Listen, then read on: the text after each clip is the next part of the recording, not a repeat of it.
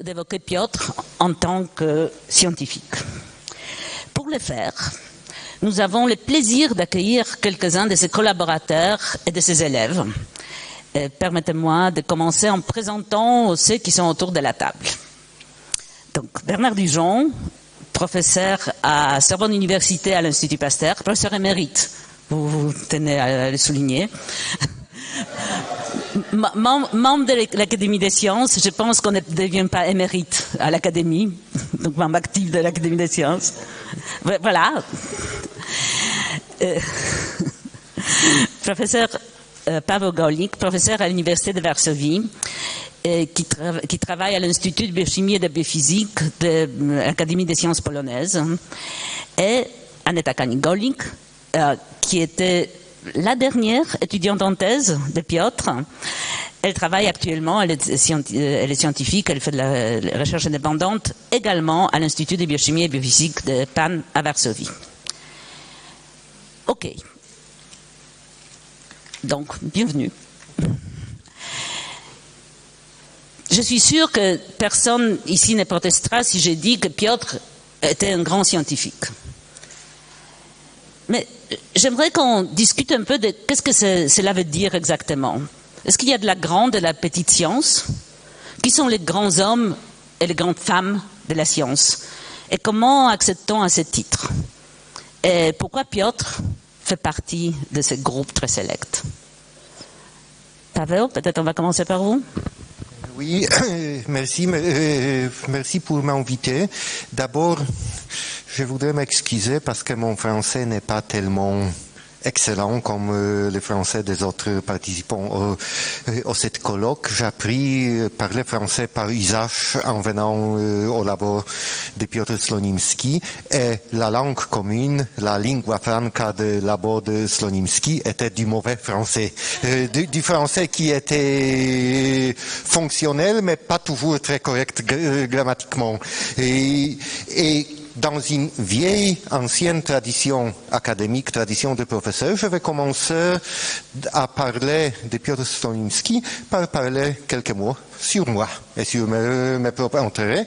Parmi mes intérêts scientifiques est aussi un dialogue entre des sciences naturelles et des sciences humaines, des sciences de lettres, qui sont deux cultures académiques très différentes, mais par contre maintenant on essaye de faire un dialogue, de faire un rapprochement de projets interdisciplinaires entre les deux domaines de la science. Il y a maintenant une institution à l'Université de Varsovie, la faculté des arts libéraux, artes liberales, qui est consacrée à des projets comme ça.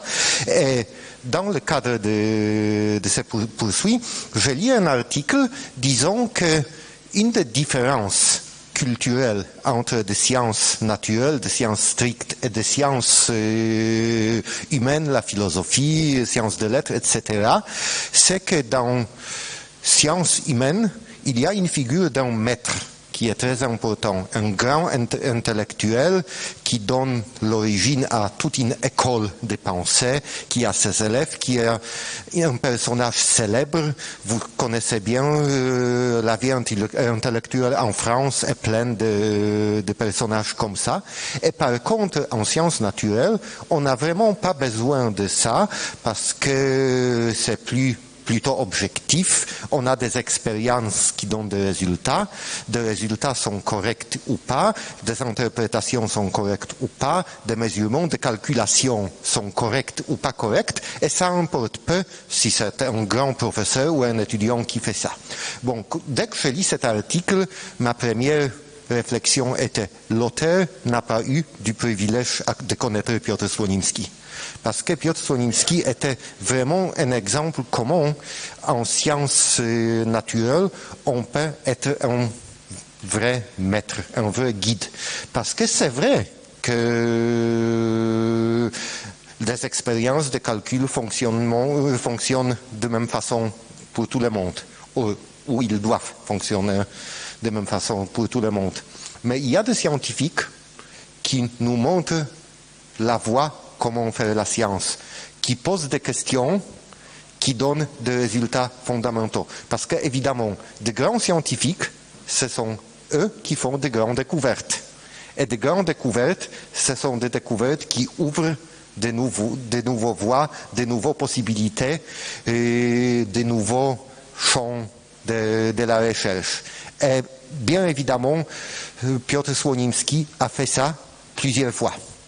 Souvent, de grands scientifiques sont ceux qui ont fait une seule découverte comme ça. Piotr, il a fait plusieurs jusqu'à ces dernières années. Et comme ça, il était un maître. Alors, qu'est-ce que c'est la science à la Piotr Słonimski? Il a dit que pour lui, la science, c'est 3 C. Curiosité, nous avons déjà entendu parler de ça, collaboration et compétition. Compétition, c'est évident. La science est très compétitive, mais aussi la collaboration.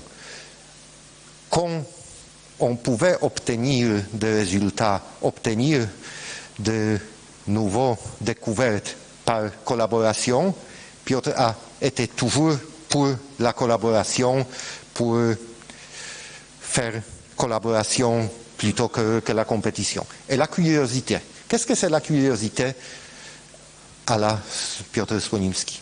C'était surtout la science fondamentale, la science qui pose des questions fondamentales. Nous avons entendu lui parler de ça dans le film qui était tourné pendant ces dernières années, qu'il a toujours voulu savoir comment ça marche, des questions vraiment fondamentales. Il a détesté des bureaucrates scientifiques qui lui ont dit que la science doit toujours donner des résultats pratiques, des applications, des inventions, des résultats économiques et tout ça. Il a dit, on n'a jamais obtenu rien en commençant la recherche en pensant de résultats pratiques. Il faut commencer par curiosité, des résultats pratiques viendront après. Mais c'est la curiosité qui est toujours au début. Et j'ai une petite anecdote à vous dire à cause de ça. Dans des années 2005, je pense, l'Institut de biochimie et biophysique d'Académie des sciences à Varsovie a organisé un colloque pour présenter de la recherche de tous les membres d'Institut, surtout des jeunes, des étudiants en thèse, des jeunes postdocs pour présenter. Et ils ont invité certains scientifiques étrangers comme des invités d'honneur, parmi eux Piotr. Piotr, il a toujours accepté des invitations comme ça. Jusqu'à cette dernière année, il est venu. Il a participé à toutes les présentations. Il a regardé tous les posters présentant des résultats. Et j'étais là. Il m'a invité de faire des parcours de présentation par poster avec lui. Et une fois, il s'arrête devant un poster présenté par un pauvre jeune étudiant en thèse. Et il lui demande, comme toujours, alors dites-moi, pourquoi faire ça? Et alors le pauvre a commencé, comme il a toujours fait, cette recherche est très importante parce que je m'en fiche si c'est important. Dites-moi, est-ce que c'est intéressant? C'était tout Piotr. Et pour moi, cette petite histoire est vraiment la sommaire, c'était Piotr en état pur. Je m'en fiche si c'est important. Dites-moi, est-ce que c'est intéressant? La science doit être surtout intéressante.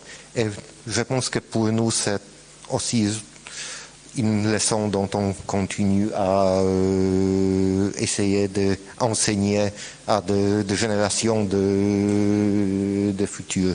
Je ne sais pas si c'est le temps maintenant de dire sur la levure, pourquoi la levure est intéressante. On va venir à la levure, d'accord? On va évidemment parler de la levure, mais dans quelques moments. Donc, moi j'aimerais réagir à une chose que vous avez dit. Vous dites que les grands scientifiques, ce sont ceux qui font de grandes découvertes. Moi, je pense surtout, et je pense que ça s'applique beaucoup à Piotr, que ce sont ceux qui posent de bonnes questions. Bien entendu, la notion de la bonne question en sciences est une notion difficile. On peut en parler. Je sais pas, peut-être Bernard Dujon aurait quelque chose à dire. Évidemment, il n'y a pas la bonne question en sciences. Ces questions évoluent avec la science. Mais je crois bien que Piotr a posé beaucoup de bonnes questions. La grande et la petite science? Je ne sais pas si je suis mieux placé pour parler de la grande et la petite science. Je dirais que les grands scientifiques, il est clair qu'on parle ici de Piotr Slonimski comme un exemple typique de grands scientifiques. Les grands scientifiques sont ceux qui laissent une trace de leur présence dans leurs œuvres, dans leurs travaux. Alors on va parler de son œuvre ici, hein, et je voudrais tout de suite commencer par insister sur le fait que son œuvre est scientifique. Il y a des découvertes, il y a des nouveautés, des découvertes, mais son œuvre est aussi pédagogique, elle est aussi éducative. Et je pense qu'on aura un peu de temps de discuter de cet aspect qui a joué un rôle extrêmement important et à lequel on lui est tous redevables d'avoir joué un rôle éducatif très important pour ce pays et aussi, si je comprends bien, pour la Pologne. Alors, je ne sais pas ce que c'est un grand scientifique, mais je suis tombé par hasard sur un texte très intéressant de Laszlo Kovács, qui est donc à Prague, qui un jour a eu à présenter Piotr Slonimski dans une conférence importante. Il a fait un très beau texte, très élogieux, qui est un peu plus qu'une page, etc. Il explique ça, et j'ai souligné quelque chose qui m'a paru très intéressant parce que ça reflète parfaitement Piotr Slonimski. Il dit, pour devenir un bon scientifique, pour être un excellent scientifique, il y a 5 conditions. Première condition, trouver les bons sujets d'étude, les bonnes questions. C'est ce qu'on a dit. Hein. Deuxième condition, être capable d'imaginer le potentiel des nouvelles découvertes éventuelles qu'on va faire. Troisième condition, être suffisamment bien informé pour savoir que quelque part dans le monde, il y a quelqu'un qui a découvert une mine d'or. Et quatrième condition qui lui fait suite, se propulser immédiatement à la première ligne pour cette mine d'or et surtout mettre en place une équipe efficace pour trouver pour chercher l'or à votre place. Donc on a ici une défi et il dit Piotr Slonimski était parfaitement capable dans ces 5 aspects, surtout quand il a fait la génétique des mitochondries, il insiste parce qu'il a su.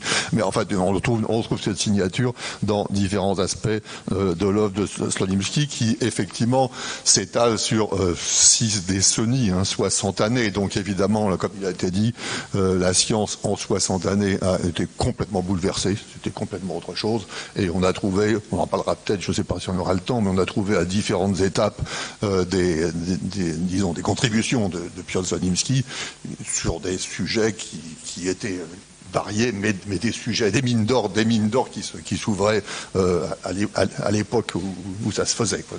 Donc voilà.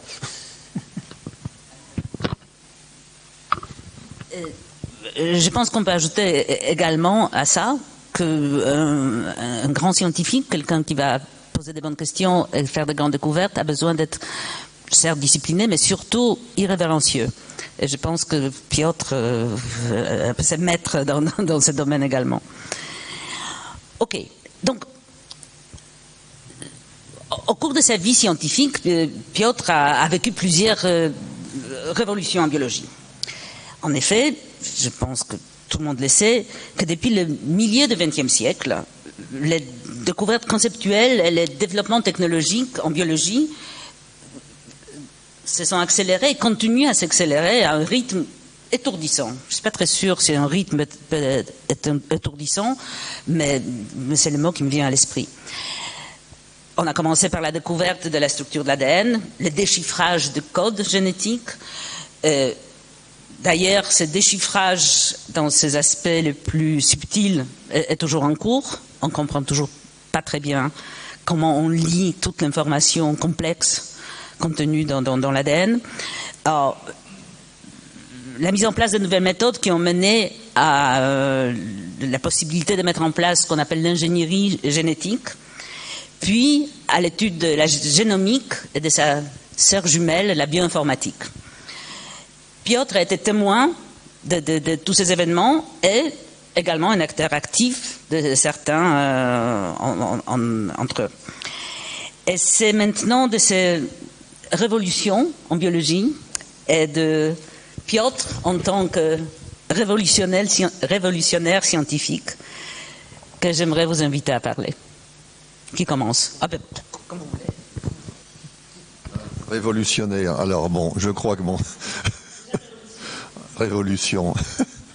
Alors moi, je suis, pour ceux qui ne me connaissent pas, je suis un des 6 pieds nickelés qui ont déjà été mentionnés. Comme je l'ai dit, Piotr Słonimski a eu une carrière qui s'est étalée sur 6 décennies. Hein. En ce qui me concerne, je suis arrivé en 69. Et en fait, j'ai terminé en 78, donc 9 années, j'ai travaillé avec lui, j'étais étudiant en thèse et lui était professeur, comme il a déjà été mentionné. Donc voilà. Donc bon, alors la révolution. Alors il a été mentionné que effectivement la curiosité, c'est encore au tableau. Il était tout à fait clair que Piotr avait une curiosité à tout instant, une curiosité de tout d'ailleurs. Curiosité de tout. Je vais commencer par une anecdote qui représente sa façon de voir la science. Je crois que, comme je l'ai dit, et comme László Kovács le souligne aussi, c'était un artiste de la science, c'était un poète de la science, c'était quelqu'un qui signait, qui avait une patte, il avait une signature. On reconnaissait le travail de Słonimski par le travail d'autres, c'est pas le même travail, hein, on reconnaissait. Donc je commençais par une anecdote. Il cherchait constamment la curiosité de phénomènes invraisemblables, impossibles. Parce que c'est là-dedans qu'il y avait des choses intéressantes à découvrir. Donc, il cherchait constamment, dans toute sa vie, à chercher des phénomènes impossibles, et il a commencé à travailler sur ces phénomènes impossibles, ceux qu'on ne comprenait pas du tout, parce qu'ils n'auraient pas dû se produire, en quelque sorte. C'était ça la raison. Alors, moi, je commençais ma thèse jeune étudiant, un grand professeur, un jeune étudiant, fait une manip, première semaine où j'étais au laboratoire, et on m'avait confié comme sujet. Alors à l'époque, il faut savoir que on avait les 2 premières mutations mitochondriales, c'est-à-dire des mutations qui affectaient la mitochondrie, qui tombaient dans la mitochondrie, sauf qu'à l'époque on ne savait pas comment ça marchait. Et il y en avait une qui donnait des résistances, alors des 2 qui donnaient des résistances à des drogues, des antibiotiques, la chloramphénicol et l'érythromycine. Et il y en avait une qui donnait des résistances à la chloramphénicol et l'autre à l'érythromycine. Très bien. Bon. Ces mutations avaient été trouvées, isolées, caractérisées. On était en train d'essayer de comprendre de quoi y retourner. Et on m'avait donné comme tâche de voir ce qui se passait quand on les croisait après avoir passé l'un ou l'autre au rayonnement ultraviolet. Bon, c'était le sujet de l'époque. Et donc je faisais ces manips, etc. Et puis regardez ce qui se passait. J'arrive au laboratoire un matin et je trouve sur ma table une note de Piotr Słonimski signée de sa main. Lui, il arrivait 2 ou 3 heures plus tard. Hein. Il avait signé de sa main en disant: vous avez fait la plus grande découverte de toute l'histoire de l'humanité. C'est extraordinaire. Alors bon, en étudiant de thèse qui commence. Hein, ça commence mal. Il dit: vous, c'est extraordinaire. Dans 2 ou 3 heures, je me demandais qu'est-ce que j'avais pu faire comme connerie qui expliquait un tel truc. Piotr arrive, il m'explique: c'est extraordinaire. Vous comprenez, c'est extraordinaire. J'ai regardé votre boîte cette nuit, parce qu'il y avait des boîtes de pétri cette nuit, elles étaient dans l'incubateur. J'ai regardé vos boîtes cette nuit. C'est extraordinaire.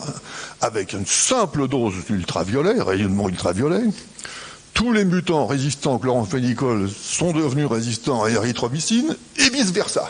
C'est quand même extraordinaire comme phénomène. Hein. C'est quand même... on ne savait pas du tout ce que ça voulait dire. Alors moi, j'étais... Ouh là là, je lui dis: mais écoutez, ça a l'air extraordinaire, mais je voudrais quand même... Il y avait beaucoup de tubes à essai, hein. Il y en avait des dizaines et des dizaines. Je voudrais quand même m'assurer que des fois, je n'ai pas inversé de tubes. Et là, il est parti furax en disant: qu'est-ce que c'est que cette histoire? Parce que j'ai voulu recommencer l'expérience pour m'assurer qu'il y avait pas... Donc c'était typique de type de résultat qui l'intéressait vraiment. On l'a trouvé après plusieurs fois, pendant toutes les années où j'ai travaillé avec lui, puis on l'a trouvé après où j'étais parti, mais il continuait à s'intéresser à ce genre de phénomène.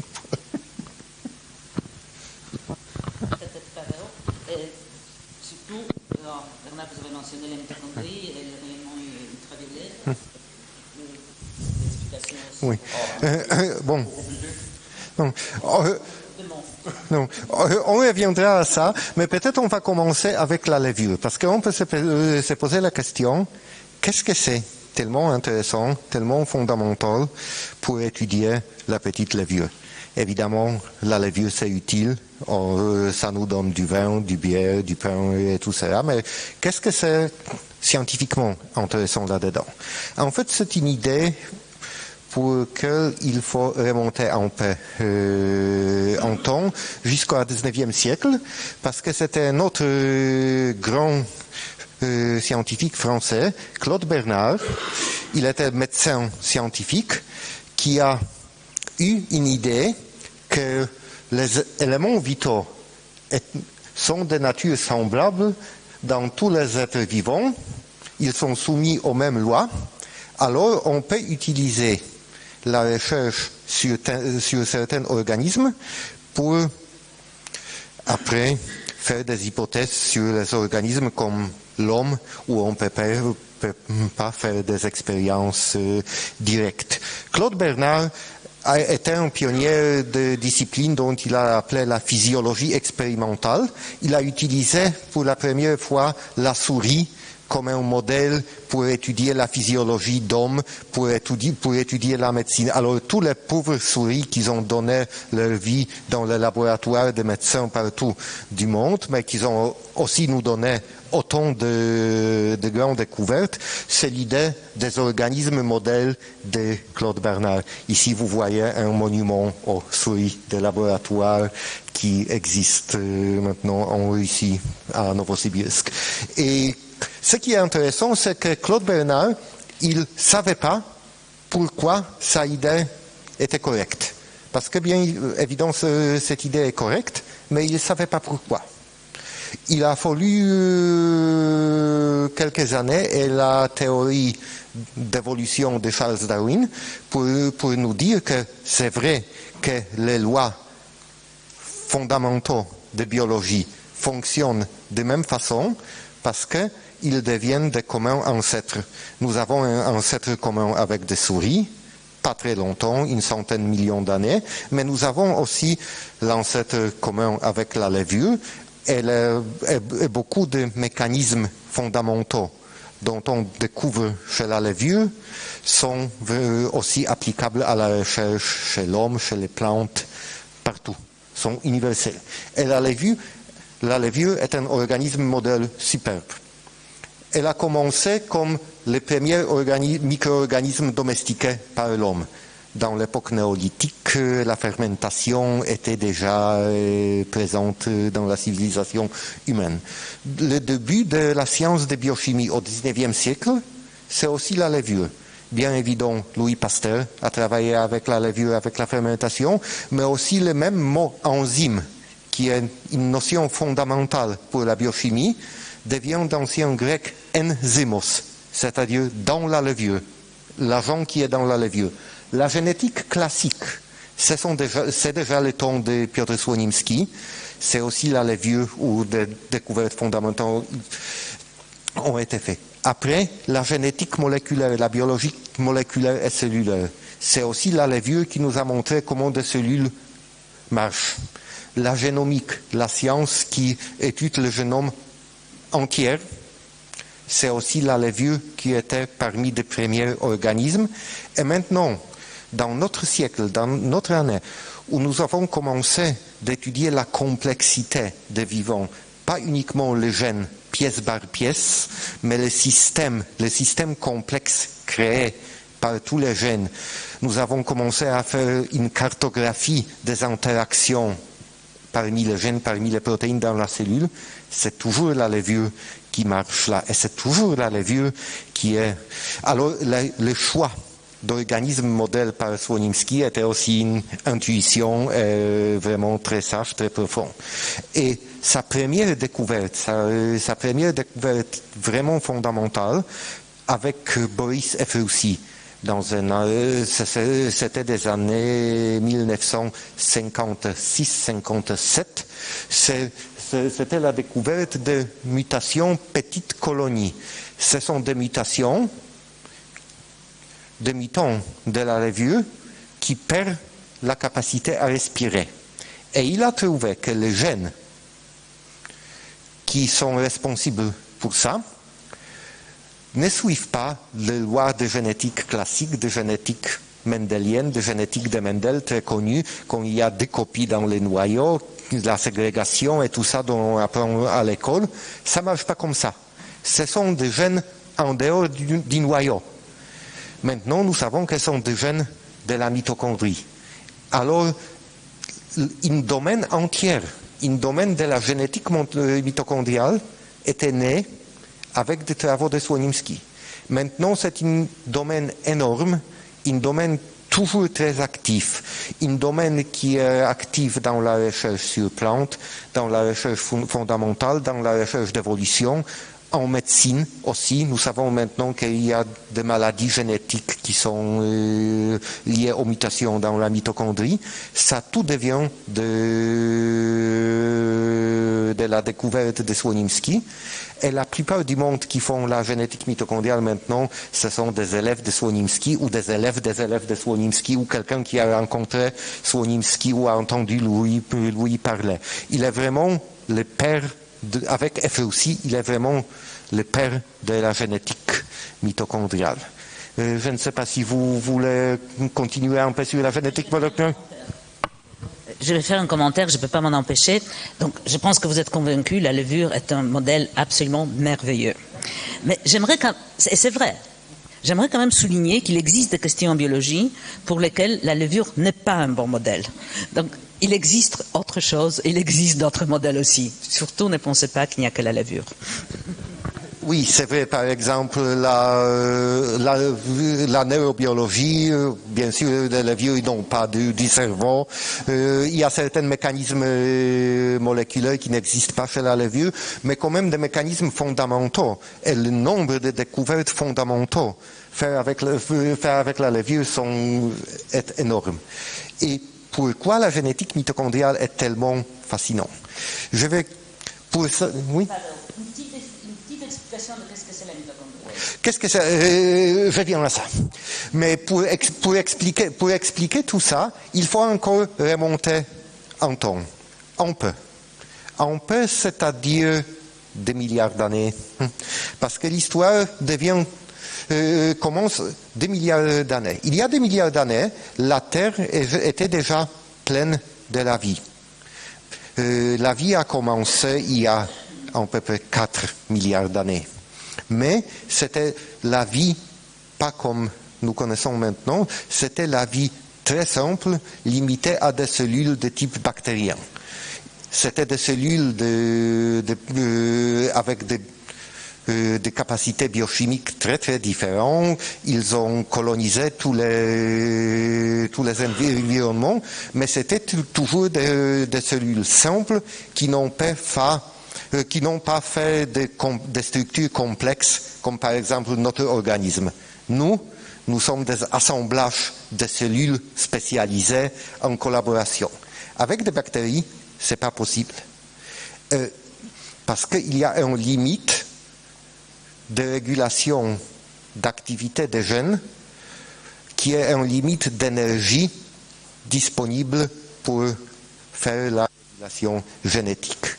Et ce qui se passait il y a des milliards d'années, c'est que deux cellules de type bactérien ont rencontré et fait une symbiose. C'est-à-dire ils ont entré la collaboration. Encore la collaboration. Et c'était comme ça, comme des cellules de type complexe, de type qui s'appelle en biologie cellules eucaryotes, étaient nées. Évidemment, l'histoire est beaucoup, beaucoup plus compliquée, mais si on avait 2 heures à expliquer tout ça, j'aimerais bien, mais on n'a pas ça. Mais l'origine de cellules complexes était une symbiose, une collaboration entre 2 cellules simples de type bactérien. Et une de ces cellules est devenue l'organite, la structure cellulaire dont on appelle la mitochondrie. Parce que la mitochondrie, maintenant, est surtout responsable du métabolisme énergétique, la respiration. Elle nous donne l'énergie, et cette énergie qui nous permet de faire des structures très très complexes, de faire des régulations très très complexes. Parce que la production d'énergie se passe dans des membranes, membranes de la cellule. Une cellule simple de type bactérien est limitée par son volume. Par contre, une cellule complexe qui a des mitochondries là-dedans a une surface beaucoup plus grande par rapport à son volume. Et pour ça, elle a l'énergie qui peut être utilisée à devenir plus complexe, à former des structures multicellulaires, des structures comme nous, comme notre cerveau, comme tous les tissus qui forment nos organismes. Alors la mitochondrie est vraiment très importante pour la vie. Si la symbiose mitochondriale n'a pas eu place, on a eu la terre pleine de bactéries et c'était tout. Et Piotr Słonimski m'a une fois dit que pour lui, la mitochondrie est le produit de l'évolution le plus élégant et le plus absurde. Le plus élégant parce que la mitochondrie maintenant est très économique. Il reste toujours un peu d'ADN, un génome mitochondrial qui est la vestige de son passé comme une cellule bactérienne indépendante. Mais en cours d'évolution, c'était vraiment très très réduit. Et maintenant, dans la levure, nous avons un morceau d'ADN qui code 8 ou 9 protéines. Chez nous, c'est 13. Alors, c'est un nombre un peu pareil. Par contre, toutes les autres protéines de la mitochondrie, 700, même 1000 protéines, sont codées dans le noyau et importées dans la mitochondrie. Parmi eux, il y a 200 protéines qui sont uniquement pour maintenir et exprimer et faire fonctionner ces 8 gènes mitochondriaux. Alors vous voyez pourquoi c'est absurde. On a un système très complexe composant 200 protéines pour faire une dizaine de protéines. Alors c'est très curieux pourquoi c'est comme ça et comment ça fonctionne. Pour moi, la mitochondrie, le génome mitochondrial maintenant, c'est à peu près comme ça. C'est le pauvre homme ici qui a perdu beaucoup de ses fonctions qui lui permettent de fonctionner indépendamment et il y a une machinerie très très complexe autour de lui qui maintient sa vie. Et ce qui est très intéressant, qui est une descendance directe de la recherche de Piotr Słonimski, c'est l'étude de cette machinerie. Et moi, dans mon labo, nous étudions toujours l'évolution et le fonctionnement de cette machinerie autour d'un génome mitochondrial. Et ma femme, ici, elle étudie le génome mitochondrial propre, sa stabilité, ses mutations. Et ce qui est très intéressant et qui est aussi l'héritage de Słonimski, c'est de voir ça en fonction d'évolution. Parce que beaucoup de la biologie moléculaire se concentre sur la fonction, la structure. Ce qui était aussi un peu particulier au Piotr Słonimski, c'était il a le regard plus profond, le regard évolutif. Parce que la question pourquoi en biologie a uniquement l'évolution pour la réponse.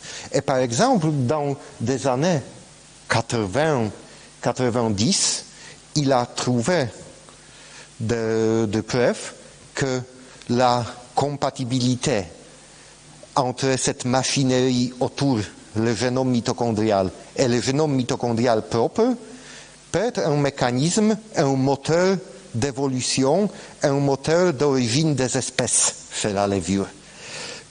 En ce moment-là, c'était très difficile pour prouver ça. Mais maintenant, dans l'époque de génomique, dont je suis sûr Bernard va nous rencontrer, nous avons des dizaines, des centaines de séquences de génome Et on peut tester ça.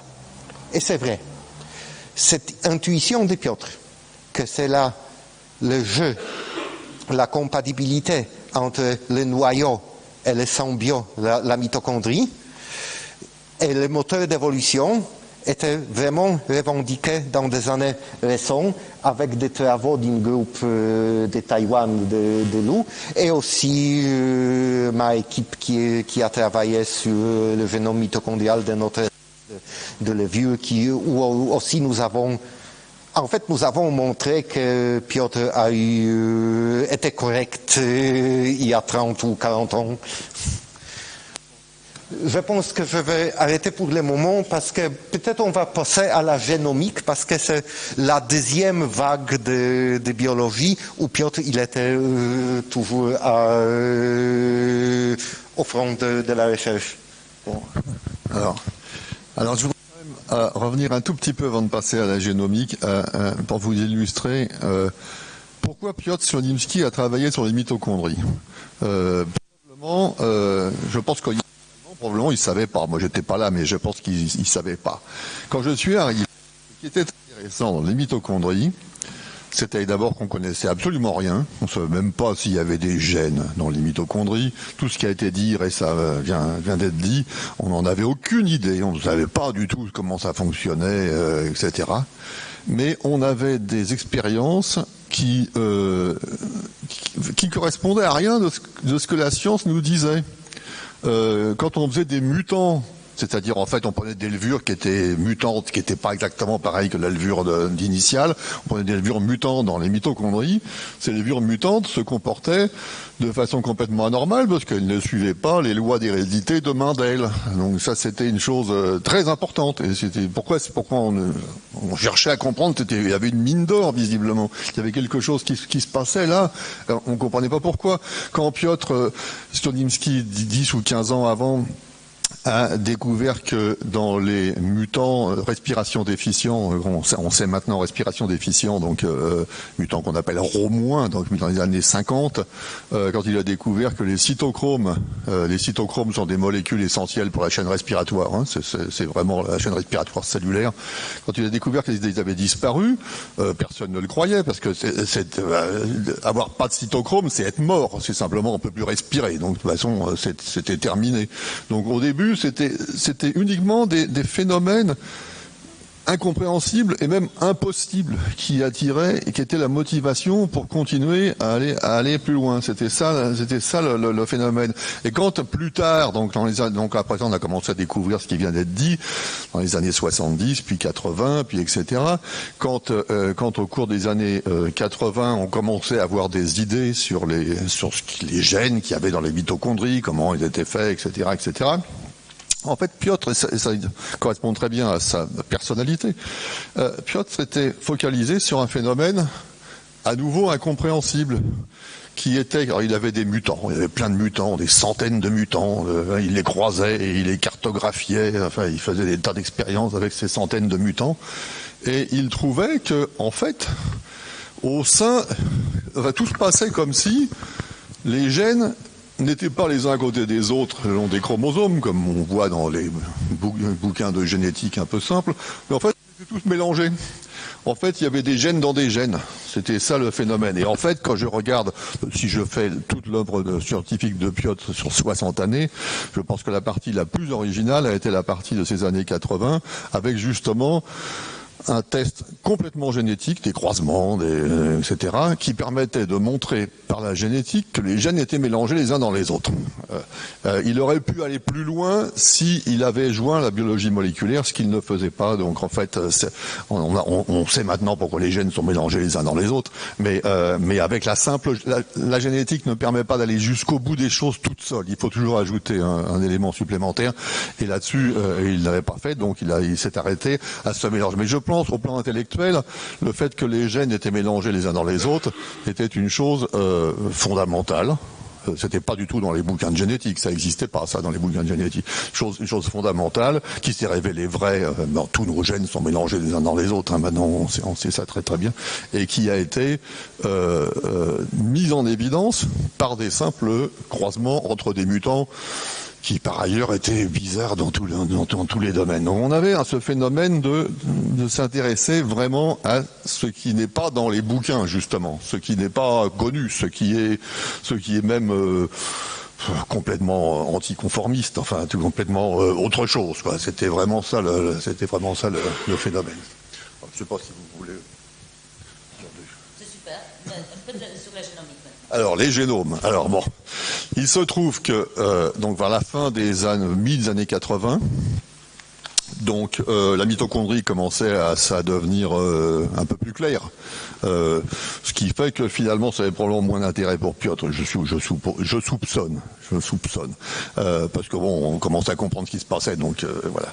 Et puis la technologie était telle que le séquençage de l'ADN, c'est-à-dire la capacité de lire les nucléotides les uns après les autres, etc. Le séquençage de l'ADN se développait pour des raisons techniques, et que on commençait à imaginer pouvoir connaître les séquences, non plus de quelques gènes, ce que Piotr avait fait sur le mitochondrie, mais de génome entier, c'est-à-dire en fait de tout le chromosome, ou tous les chromosomes d'une cellule. Alors pour vous donner un exemple, notre génome, c'est un texte de 3 milliards de caractères à peu près. Hein, donc il faut savoir dans l'ordre quels sont les 3 milliards de caractères. Ça fait quand même un volume, un sacré volume de données. Bien. Donc tout ça, c'était au milieu des années 80. Personne n'avait jamais rien fait de tout ça. Et différentes parties, disons, initiatives dans le monde cherchaient comment pouvoir aborder ce problème qui était, quand on a commencé à l'aborder, il était insoluble, il n'était pas faisable, c'était simplement hors de propos. Donc il se trouve qu'une circonstance, André Gauffaut, qui était professeur de physiologie sur les levures à Louvain-la-Neuve en Belgique, André Gauffaut était en même temps conseiller des bureaux de la commission, ce qu'on appelle maintenant la Commission européenne. Bien. Et il cherchait un programme qui puisse fédérer des laboratoires européens. Et l'idée était venue que peut-être déterminer la séquence du génome, cette fois-ci nucléaire, du génome entier, tous les chromosomes, déterminer la séquence de la levure, c'était un programme fédérateur parce qu'il était très grand, immense. Il faut savoir que le plus grand génome à l'époque, ça avait été fait dans le laboratoire de Fred Sanger en Angleterre, et la levure c'était plus de 200 fois plus grand que ce qui avait jamais été fait. Donc c'était inaccessible, donc c'était parfait. Et André Gauffaut a pris comme initiative d'appeler Piotr Solimski dans les années 86-87, je pense à peu près, pour lui parler de ce projet fou et lui demander son avis. Et Piotr Solimski a immédiatement répondu extrêmement favorablement en disant c'est génial, il faut absolument faire ça puisque c'est infaisable, donc il faut absolument le faire. C'est parfait, c'est parfait. Il faut savoir qu'à l'époque, la plupart des gens étaient contre l'idée de lire les génomes. Ça les intéressait pas. Ils pensaient qu'on avait d'autres choses plus intéressantes à faire, et donc il y avait une forte opposition de la communauté scientifique, de tout le monde. Donc, voilà. Bref, et Solimski avait immédiatement sauté dans le truc en disant il faut absolument le faire, faut l'organiser. Alors l'organisation chez Piotr, c'était pas toujours bon, voilà, mais André Gauffaut, c'était parfait, impeccable. Donc il a organisé il fallait vraiment organiser quelque chose qui a été plus de 50 laboratoires, 100 laboratoires même à un moment, les faire travailler ensemble. Bon, bref. Donc voilà. Donc on est parti avec l'idée, et Piotr Solimski a servi à cette époque-là énormément la cause scientifique, parce que c'est lui qui a réussi finalement à convaincre les décideurs de la Commission européenne, enfin ce qu'on appelle maintenant la Commission européenne, de donner un peu des fonds pour démarrer ce programme, etc. Et on est parti avec l'idée qu'on allait faire d'abord un chromosome de la levure, un des plus petits. Parce que bon, ce qui avait été fait, c'était très bien, mais un plus petit, c'était déjà 3 ou 4 fois plus grand que ce qui avait été existé. Donc on a commencé par ça. Donc plusieurs laboratoires se sont impliqués là-dedans, dont celui de Piotr, dont le mien, dont etc., etc. C'était le chromosome 3. Chromosome 3, il faut retenir ça parce que ça a joué un rôle. Bon, c'était la fin des 80, début 90, le chromosome 3 a finalement pu être séquencé par théoriquement une vingtaine de laboratoires. En réalité, moins de 5 ont vraiment fait le travail, mais bon, peu importe. Le chromosome 3 a été séquencé, publié, et ça avait donné lieu à l'époque, en 91, à une conférence qui s'est passée en Crète, à Elunda, où on annonçait au monde entier qu'on avait un chromosome entier. Personne n'en avait. Donc on était des champions du monde d'un chromosome. Alors qu'est-ce qu'il y avait dans ce chromosome 3 ? Il y avait des gènes, ce qui était, c'est-à-dire un peu curieux, parce que ça a intéressé Piotr, ce qui me semble bizarre, parce que moi je me serais intéressé à autre chose, parce que les gènes on savait qu'il y en avait, mais en fait ça l'a intéressé. Donc il y avait plein de gènes, mais par contre ces gènes, on ne savait absolument pas à quoi ils ressemblaient, ni ce qu'ils allaient faire. Et donc là il est parti sur l'idée que, avec les méthodes disponibles de l'époque, on allait pouvoir individuellement poser la question à chacun des gènes pour savoir qu'est-ce que tu fais toi, qu'est-ce que tu fais toi, qu'est-ce que tu fais toi, etc. C'est ce programme d'analyse fonctionnelle dont vous allez peut-être parler, qui s'est passé sur le chromosome 3. L'histoire a été plus compliquée après, mais enfin, on est revenu sur cette idée très importante de découvrir la fonction des gènes que personne n'avait jamais vue, mais qui avait été découvert par la séquence. Ce qui choquait énormément la communauté scientifique. La communauté scientifique était habituée à raisonner dans l'autre sens. La communauté scientifique avait des phénomènes qu'elle attribuait à des gènes. Ça, elle était contente quand elle trouvait le gène du phénomène. Là, on avait des gènes et on n'avait pas de phénomène. Donc ça, c'était intéressant en soi. Ça, c'était un phénomène intellectuel intéressant. Donc on est parti là-dessus, et à ce moment-là, Piotr Slonimsky, sur le chromosome 3, a finalement concentré son activité sur les fonctions des gènes du chromosome 3. Finalement, c'est moins occupé. Il y avait d'autres chromosomes dans la levure, hein. Il y en a 16, il y en avait 20 fois plus que le chromosome 3, 25 fois plus, mais finalement, il a laissé les autres s'occuper des autres chromosomes pour arriver à la séquence complète de la levure qui a été faite quelques années après, tout en se focalisant sur comment trouver les fonctions de tous ces gènes nouveaux, inattendus, que l'on trouvait dans les génomes. Je voudrais d'ailleurs parler d'une chose qui, au plan scientifique, est important et qui illustre parfaitement notre héros d'aujourd'hui. Il y avait dans la génétique une certitude. Il ne peut pas y avoir deux gènes pour la même chose. Parce que s'il y a deux gènes pour la même chose, fatalement, il y en a un des deux qui va disparaître un jour ou l'autre. C'est une certitude absolue. Il se trouve que Piotr Slonimsky, avec Fred Sherman, dans les années 60, avait découvert que pour le cytochrome C de la levure, il y avait deux gènes. Numéro 1, numéro 2. Ce qui avait attiré son attention déjà à l'époque. Il n'avait pas les moyens d'apporter la moindre explication au phénomène. L'explication est venue 30 ans après, quand on a eu tous les génomes. Mais cette attitude de s'intéresser à ce phénomène, parce qu'il y avait deux gènes alors que c'était interdit, ça, je pense que ça c'était intéressant. Parce que ça s'est révélé après être le fait que le génome était dupliqué, qu'il y a eu l'évolution du génome, etc., qu'on a découvert bien après. Mais le fait de s'attarder sur le fait que c'était interdit, mais ça s'est passé quand même. Je pense que ça, c'est vraiment très, très, très intéressant de signaler. Alors maintenant, le rôle de la génomique. Donc, à partir de 91, donc, Piotr se lançait dans son labo, dans l'analyse des gènes, dont peut-être vous allez parler, j'espère. Donc voilà. Et en même temps, il avait fini cette histoire cette histoire de gènes emboîtés, etc. Et donc, il existait des programmes. Le gouvernement de l'époque cherchait à mettre des programmes en place pour développer la génomique en France, parce que, encore une fois, beaucoup de gens étaient contre. Les choses évoluaient partout, et la France prenait un retard considérable dans le domaine. Voilà. Et Piotr a été, après des discussions, etc., s'est retrouvé responsable il s'est trouvé d'un projet du ministère qui s'est appelé Groupement de recherche et d'études des génomes, ou GREGY, etc.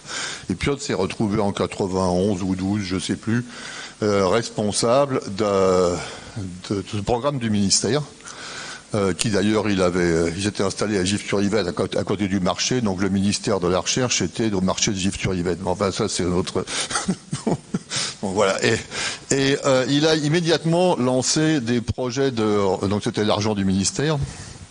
L'idée c'était, il faut séquencer plus de génomes, plutôt microbiens, mais pas seulement, et surtout, et aussi, il faut développer l'informatique, parce qu'on s'était aperçu avec le chromosome 3 que l'informatique ne suivait pas du tout. Alors ça, c'était clair. On avait beaucoup de données, on était incapable de les traiter de façon intelligente en informatique. Et ça, il avait très très bien compris le problème.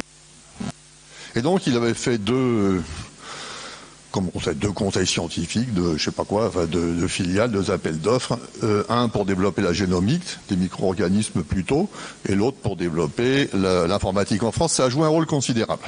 Ça a joué un rôle absolument considérable pour démarrer quelque chose qui probablement n'aurait pas démarré en son absence. Ça aurait pas, enfin en France, ça existait, ça démarrait ailleurs, mais ça démarrait pas en France. Et puis en 96, le gouvernement avait changé. Les crédits ont été coupés immédiatement et donc le GREG a disparu. Donc ça s'est arrêté là. Mais en 96, on commençait à être un peu sérieux sur le séquençage du génome humain au niveau international, au niveau mondial. Et il était clair que si la France continuait à regarder dans tous les sens et accélérer l'affaire, elle serait simplement éliminée. Donc, or, le GREG a servi aux premières discussions sur la nécessité de construire des centres de séquençage en France. Et en 1997 a été construit le Génoscope à Évry. Peut-être une autre initiative ministérielle un peu compliquée parce que la structure administrative n'était pas la même. Enfin bon, peu importe. Les organismes de recherche étaient impliqués, enfin, etc. Mais l'idée de construire ce centre de séquençage avait commencé à être discutée au sein du GREG.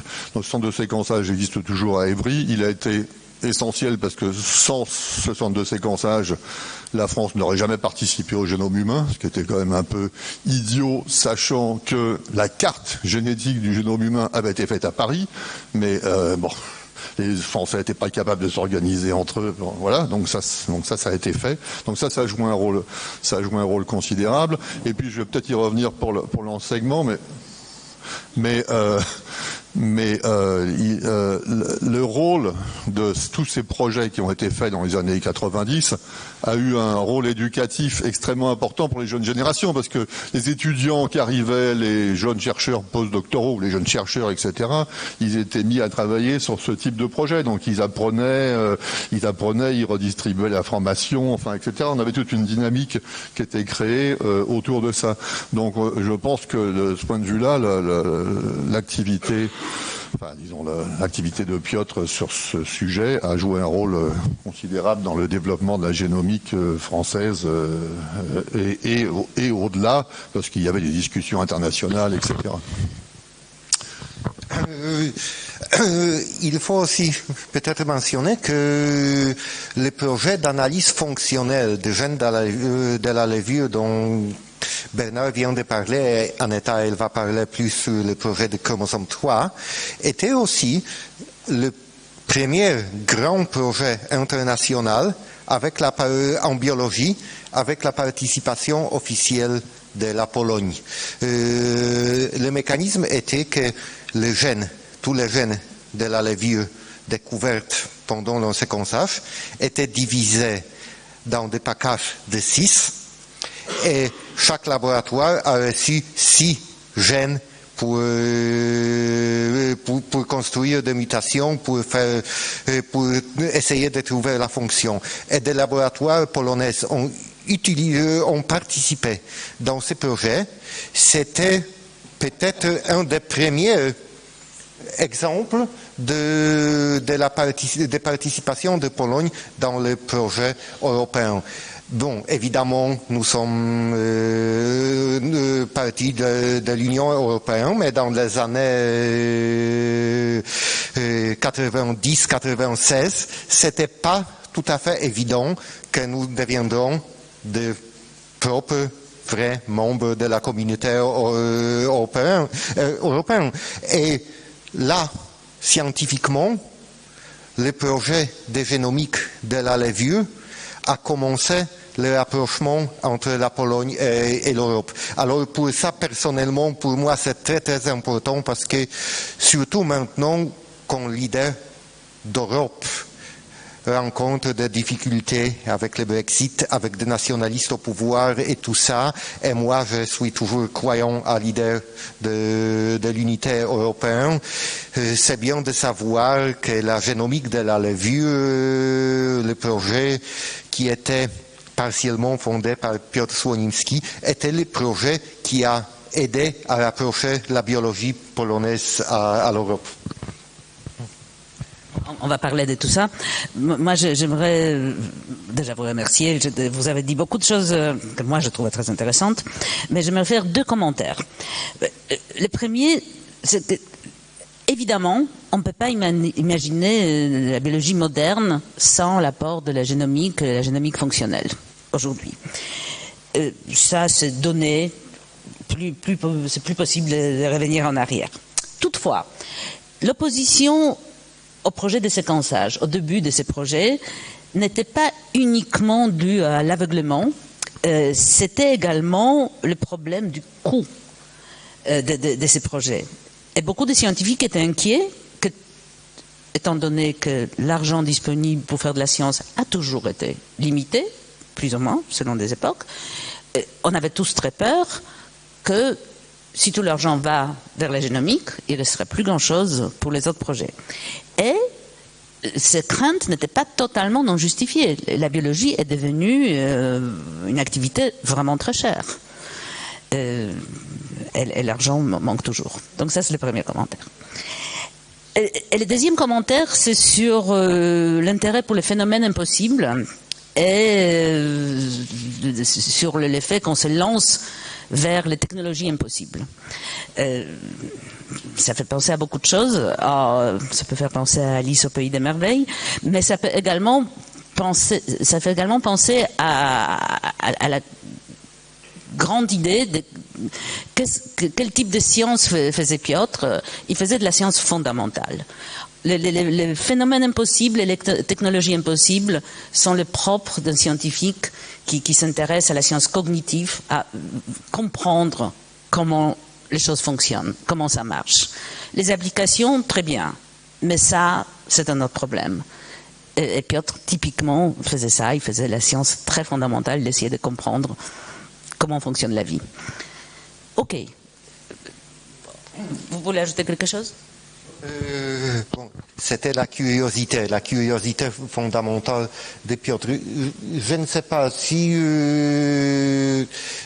j'ai quelque chose d'ajouter sur la dernière partie de l'activité de Piotr qui est des mathématiques en biologie, mais peut-être on va continuer pour le moment l'histoire d'analyse fonctionnelle dans le monde de quelqu'un qui a participé à ça. Je ne crois pas, c'est mon boulot ça. Ok, donc très bien, je vous suis. Aneta, c'est votre tour. Vous avez préparé votre thèse de doctorat dans le laboratoire de Piotr à GIF. Et donc, si vous voulez bien, racontez-nous comment c'était en pratique, au jour le jour, le quotidien, vie de l'intérieur des labos de Piotr. Et là, où est Carole? Ben voilà, tu viens traduire.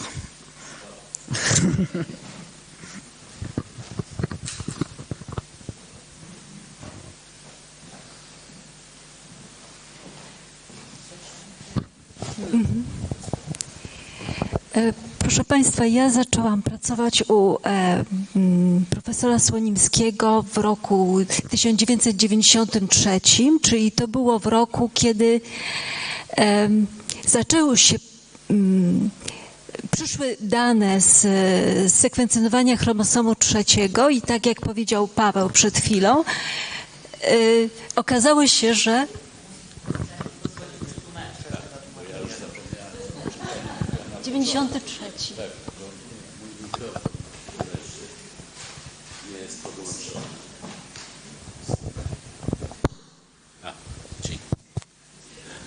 Bon, alors moi j'ai commencé à travailler, je suis arrivé au labo en 1993, quand on commençait les travaux sur le séquençage et sur... Jak jest ten trzeci numer, jak się mówi? To znaczy najpierw były sekwencja chromosomu trzeciego i problem był taki, że jest mnóstwo genów, których funkcji nie znamy. I problem było w tym, żeby znaleźć funkcję tych genów. Donc, ça a commencé mes travaux, et à l'époque, ça a commencé la séquence du chromosome 3, où il y avait beaucoup de gènes, ce qui était expliqué tout à l'heure. Et moi, mon job consistait à identifier quelle est la fonction de ces gènes. I teraz jest mała anegdota na temat coś, co jest interesujące. Jak wyglądał, kiedy przyjechałam do tego laboratorium, jak wyglądał gabinet profesora Słonimskiego. Więc ce qui est intéressant, c'est quand j'arrive de Pologne, de quoi avait l'air le bureau de Piotr. I proszę sobie wyobrazić, że przy drzwiach do gabinetu Piotra był ten oto reprodukcja tego obrazu, Peter Bruegel, znany jako Chasseur de dans la neige, natomiast Piotr nazwał ten obraz jako Départ à la chasse au nouveau jeune. To jest jego autorska interpretacja tego obrazu. Donc déjà on arrivait, on voyait cette peinture de Peter Bruegel qui est Chasseur dans la neige, que Piotr a transformé le titre qui est marqué là, Départ à la chasse au nouveau jeune. Déjà, ça a intimidé. Jak to zwykle było u Piotra, a zawsze on troszeczkę tak żartował ze wszystkich.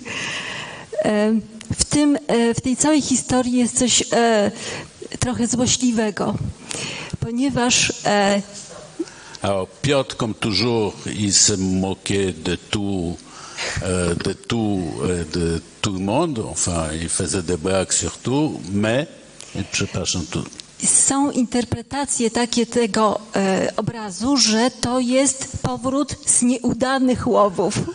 Et son interprétation de cette peinture, qui est quand même extrêmement connue, c'est que c'est un retour d'une chasse infructueuse. I to chcę tylko podkreślić, że praca, uzyskanie dobrego rezultatu, czyli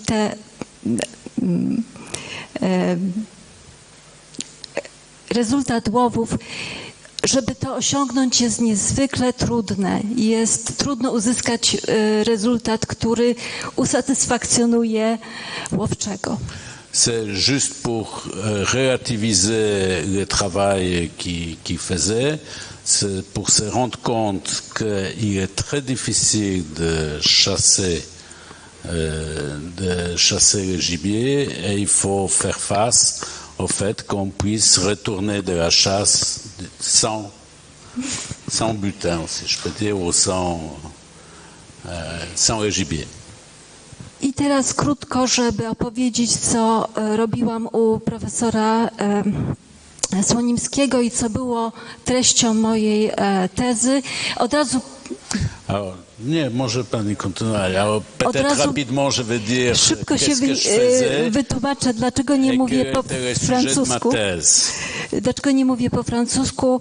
Przyjechałam tutaj bez znajomości francuskiego zupełnie i jedynym językiem zachodnim, tym językiem lingua franca obecna, posługiwałam się angielskim i w zasadzie do tej pory to zostało, ale prawdę mówiąc byłam w stanie zrozumieć wszystko, co tutaj było powiedziane, albo prawie wszystko, co było powiedziane po francusku. Je vais traduire, alors je m'excuse de ne pas parler français, mais je suis arrivé sans la connaissance du français.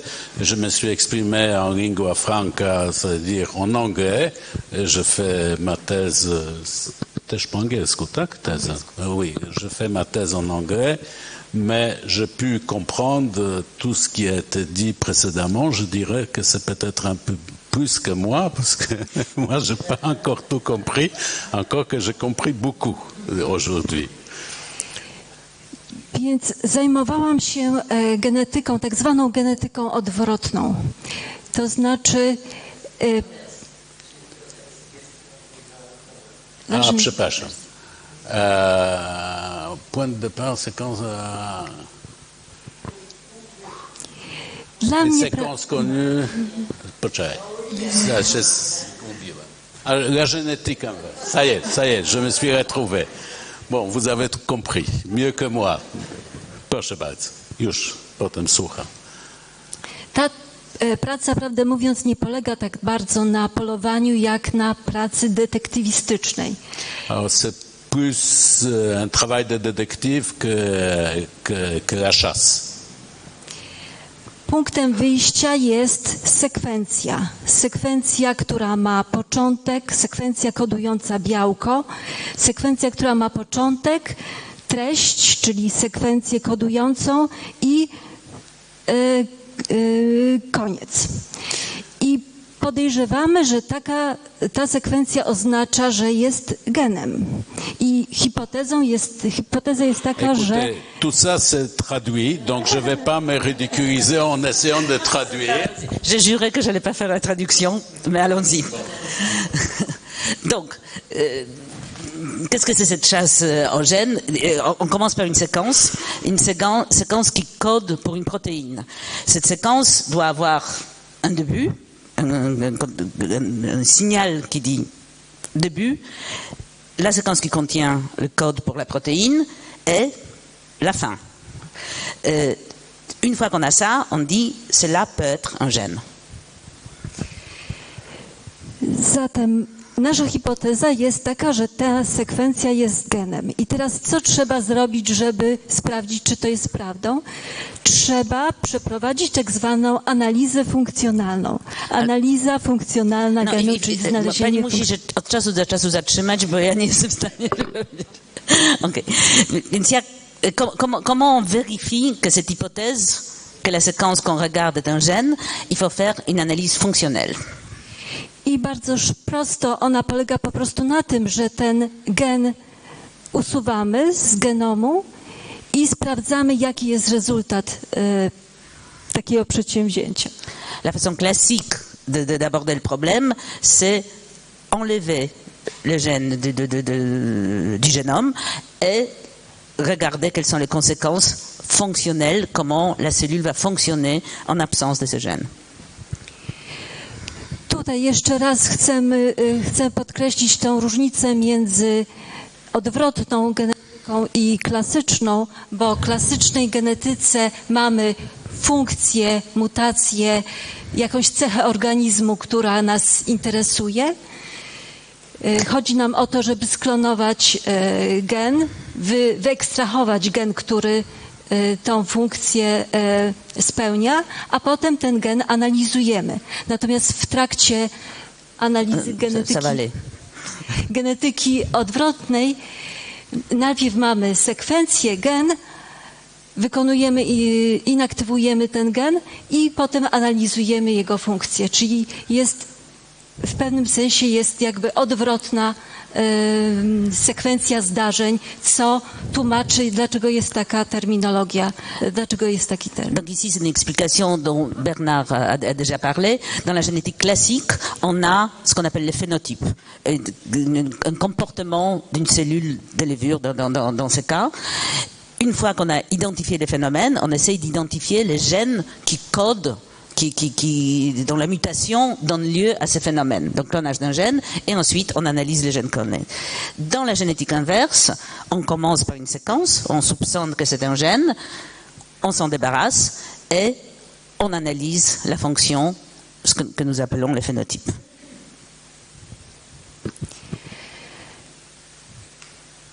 Główny problem, z jakim się spotkaliśmy, to zresztą już była o tym mowa, że bardzo często usunięcie tych genów z drożdży nie powodowało żadnych konsekwencji. I główny problem polegał na tym, żeby znaleźć takie warunki, w których objawi się brak tego genu w komórkach drożdży. I na tym głównie polegało nasze zajęcie. Donc le problème principal, c'est que fréquemment, quand on enlevait, on dit déléter le gène, on ne voyait aucun changement dans le comportement de la cellule. Si la cellule était vivante. Évidemment, quand on enlève certains gènes, la cellule meurt, c'est létal, et c'est assez difficile à étudier. Mais pour des cellules vivantes, souvent, les gènes étaient délétés, il n'y avait pas de fonction observable. Et du coup, il fallait chercher des conditions expérimentales qui permettaient de révéler la fonction du gène. I jak być może się Państwo domyślacie, to wymagało bardzo dużo pracy, ponieważ takich różnych conditions możemy sobie wyobrazić niezliczone setki, czy nawet jest po prostu niezliczona liczba tego rodzaju conditions. Donc les conditions, ça peut être de tout petits changements, et les conditions expérimentales en question, il peut en avoir des milliers. Du coup, ça demande vraiment beaucoup de travail pour trouver la condition qui permet de révéler les phénotypes. Piotra, główny pomysł na znalezienie tych warunków było wykorzystanie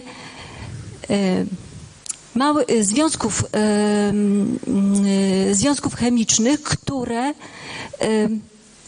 wybranych w ten sposób, że hamują różne ścieżki biochemiczne w komórce. I stosując serię takich inhibitorów, mogliśmy znaleźć czy zanalizować, jeżeli chodzi o funkcje, geny znalezione na chromosomie 3, co rozpoczęło podobne badania na innych chromosomach. Donc l'idée de Piotr, c'était d'utiliser des inhibiteurs de différentes voies métaboliques, de voies de fonctionnement de la cellule, des inhibiteurs chimiques qui permettaient de mettre la cellule dans une condition de stress, condition difficile, et révéler ce qui manquait chez les mutants et dans les cellules où les gènes étudiés étaient délétés. Ale nawet teraz drożdże nadal są używane do badania funkcji genów. Tak jak tutaj była już mowa, te geny są bardzo zbliżone, często, nie zawsze, w komórkach najróżniejszych organizmów, od drożdży do komórek ludzkich i przez roślinne. La levure continue à être utilisée pour étudier les fonctions des gènes, puisque, comme ça a déjà été évoqué, très souvent, bien que pas toujours, les gènes de la levure ressemblent aux gènes des organismes supérieurs, des animaux et des plantes. Tutaj są przytoczone 3 ciekawe prace, ale to, co jest najważniejsze, że tak naprawdę mutanty w drożdżach i biblioteki tych związków, które działają jako inhibitory, związków, które są nazwane petit molecule, są wykorzystywane do poszukiwania teraz nowych, do poszukiwania leków. Także ta idea Piotra rozwinęła się w kierunku, prawdę mówiąc, czegoś zupełnie stosowanego. Donc, ceux qui veulent approfondir les connaissances dans ce domaine, voici les citations de 3 travaux extrêmement intéressants. Mais l'idée principale ici est que cette idée d'inhiber de différentes voies métaboliques de la cellule est jusqu'à aujourd'hui utilisée de façon très active dans la recherche de différents médicaments. Donc l'idée de Piotr a maintenant des applications tout à fait pratiques. Ok. Donc moi je suis absolument désolée, ma traduction était assez approximative.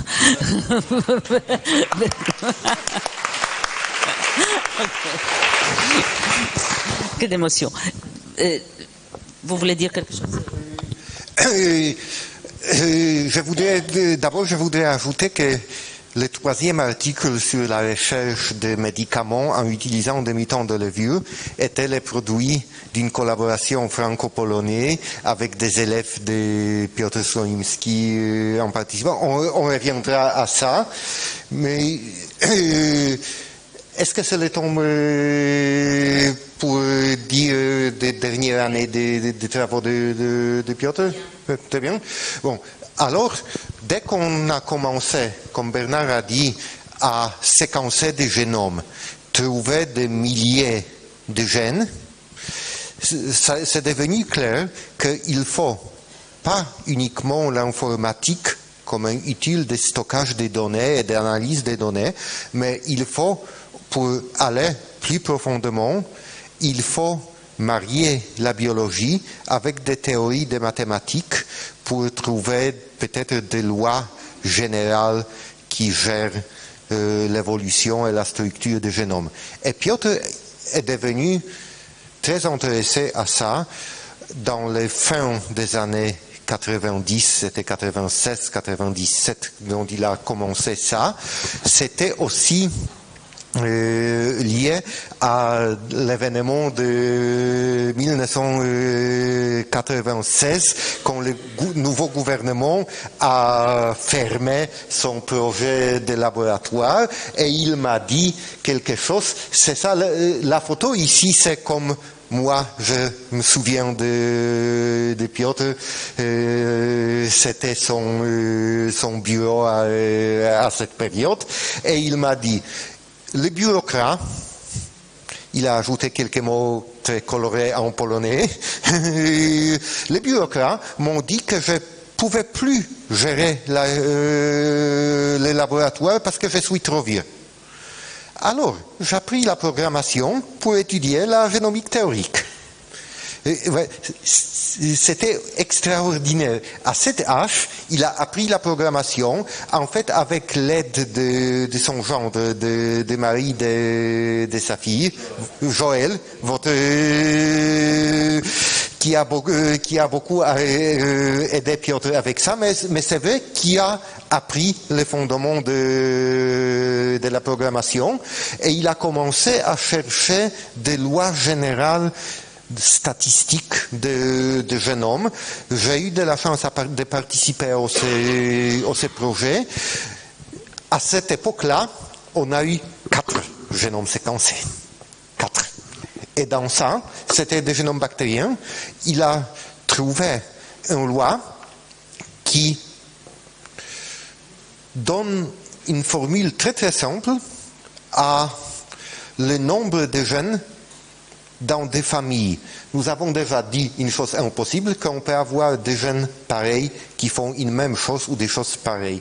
Et en fait, si on compte des doublés, des triplés, des quadruplés et tout ça dans le génome, on a une formule mathématique très très simple. Par exemple,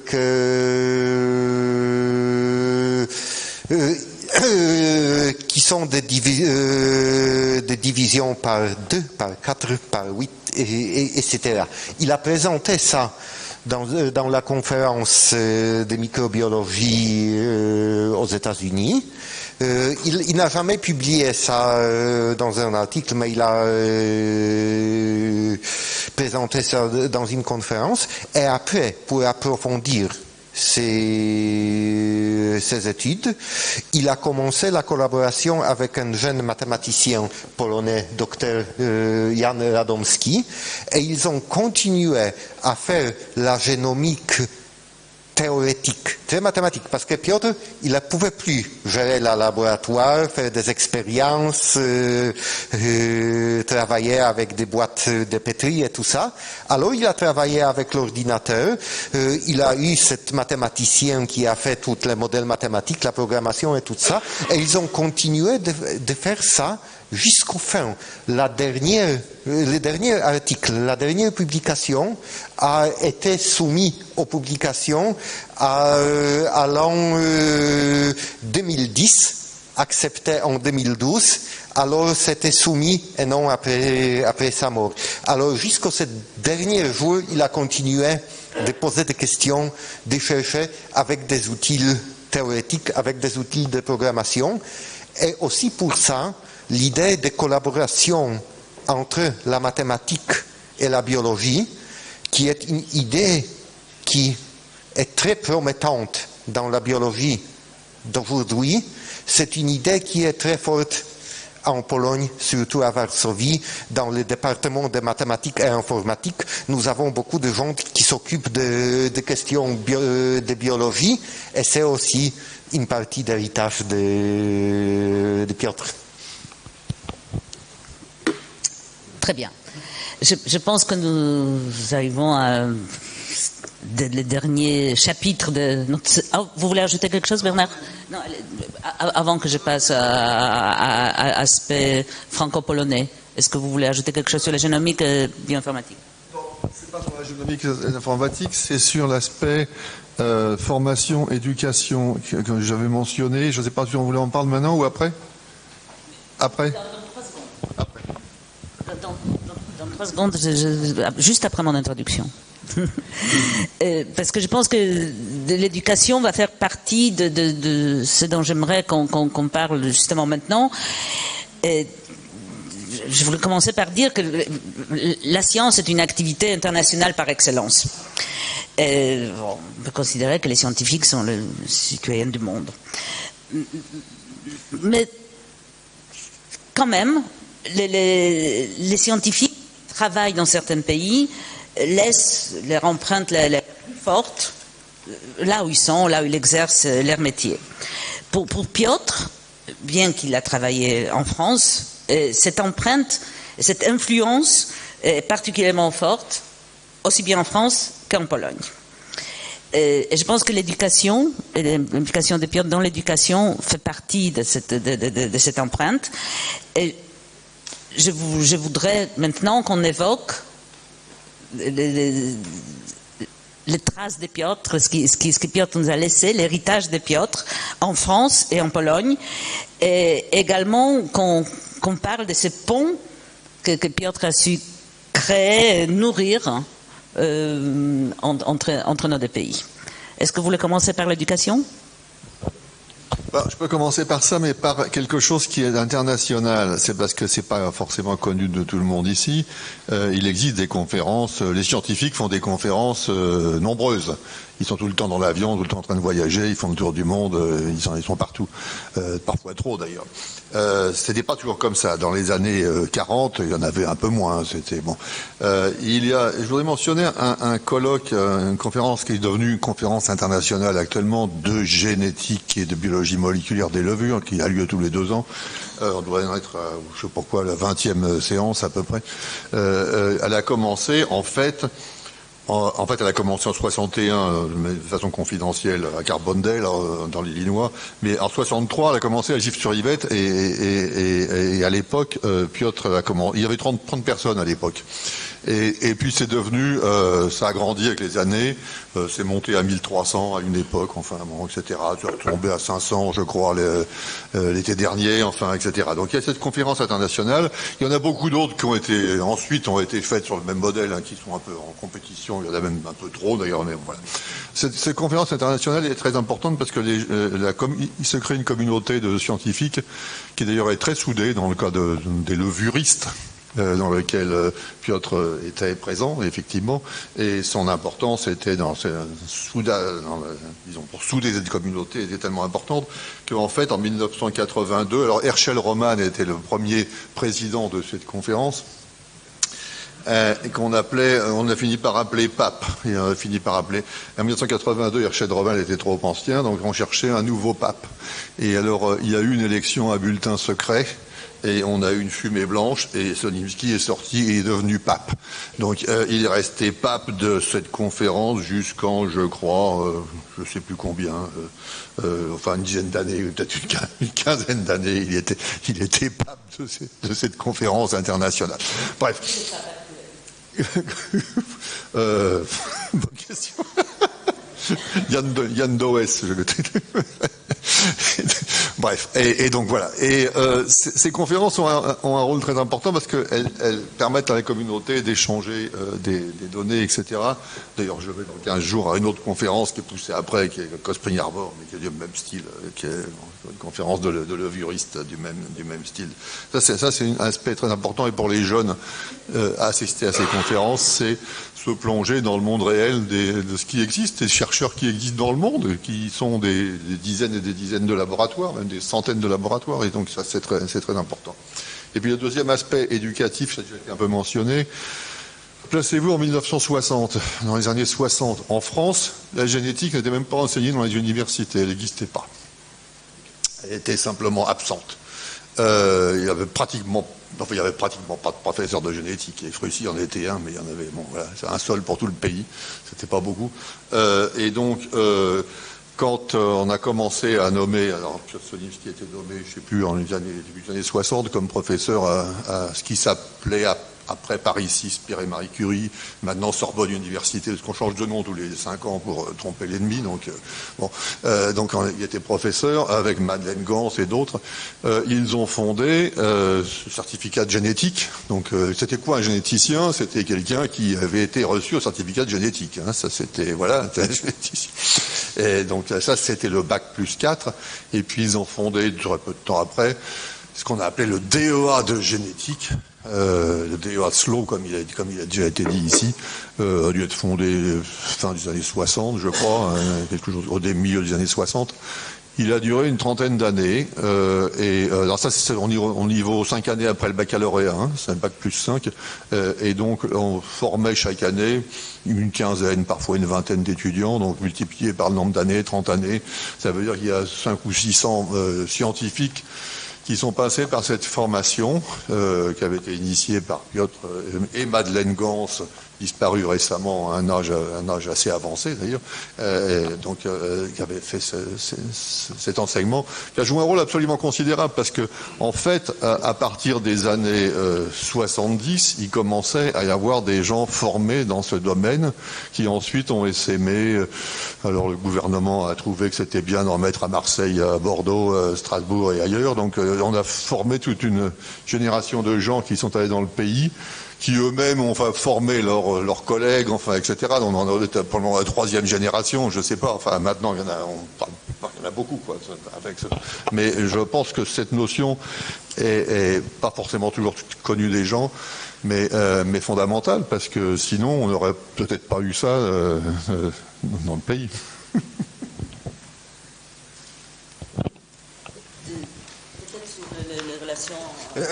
Un peu sur la relation. L'héritage de Piotr Słonimski est toujours vivant dans la science polonaise. Ça, c'est évident. Et il y a des traces directes et évidentes. Par exemple, que ses élèves, comme moi ou comme Aneta, sont maintenant des chercheurs indépendants en Pologne. Et il y a même des générations suivantes qui commencent du travail dans la science, et il y a toujours quelque chose, une touche Słonimski, je vais discuter un peu après. Il y a eu beaucoup d'initiatives bilatérales, parce que maintenant, bien évidemment, la Pologne fait la partie de l'Union européenne, alors nous avons des moyens de collaboration développés par l'Europe, mais même avant l'accession de Pologne à l'Europe, il y a eu beaucoup des initiatives bilatérales franco-polonaises, et Piotr, il était toujours l'initiateur de ça. Par exemple, le jumelage franco-polonais en sciences, qui a financé beaucoup de thèses en co-tutelle entre France et la Pologne, dont la mienne. Le Centre franco-polonais de biotechnologie des plantes. Pour ça, pour le bureaucrate, le vieux était la plante, qui est assez amusant, mais bon, il ne savait pas parce que ça finançait aussi beaucoup de travail sur la levure. Et il y a toujours des collaborations franco-polonaises actives, qui sont des collaborations entre des élèves de Piotr Słonimski. Par exemple, quelques exemples. plusieurs groupes dans l'Institut de biochimie et de biophysique de l'Académie polonaise des sciences. Par exemple, la groupe d'Aneta, la groupe de Joanna Rytka, plusieurs groupes avec des liaisons directes avec le laboratoire Słonimski. L'Université de Varsovie, par exemple, ma groupe qui travaille toujours sur l'évolution de la mitochondrie. 2 générations déjà de scientifiques à l'université de Wrocław qui sont passés par le laboratoire de Słonimski. Université de Rzeszów au sud-est de Pologne où Tomasz Biliński qui était aussi le collaborateur de Słonimski, il est déjà mort mais sa élève continue le travail vraiment dans l'esprit de Słonimski. Qu'est-ce que c'est l'esprit scientifique de Słonimski, l'héritage intellectuel? Si on regarde les laboratoires polonais qui sont gérés par des élèves de Piotr Słonimski, ce qui est commun, c'est l'accent sur la compréhension des fonctions et d'évolution. Pas uniquement la structure. Il ne suffit pas de dire c'est comme ça. Il faut répondre pourquoi c'est comme ça, quelle est la fonction, quelle est l'histoire évolutive. C'est quelque chose dont Piotr a toujours souligné, dont Piotr a toujours nous appris. Aussi la recherche fondamentale avant la recherche appliquée. Nous avons parlé beaucoup de ça déjà, que c'est aussi quelque chose qui est très important, d'essayer d'être courageux, de poser des questions fondamentales. Évidemment, on n'est pas Piotr Słonimski, on n'est pas tellement courageux comme lui, mais on essaye, on aspire de faire la science comme ça, et c'est aussi son héritage. Et aussi des collaborations toujours vivantes, toujours en cours avec des institutions françaises. On peut largement faire la division de la science polonaise en 3 parties, au moins en biologie, je ne sais pas dans l'autre discipline, mais en biologie. Il y a la partie qui fait la collaboration avec l'Allemagne, c'est l'héritage de Schatz et Neupert. Il y a la partie qui fait des collaborations avec les Américains et il y a la partie qui fait des collaborations avec la France. Et c'est la partie l'héritage Słonimski.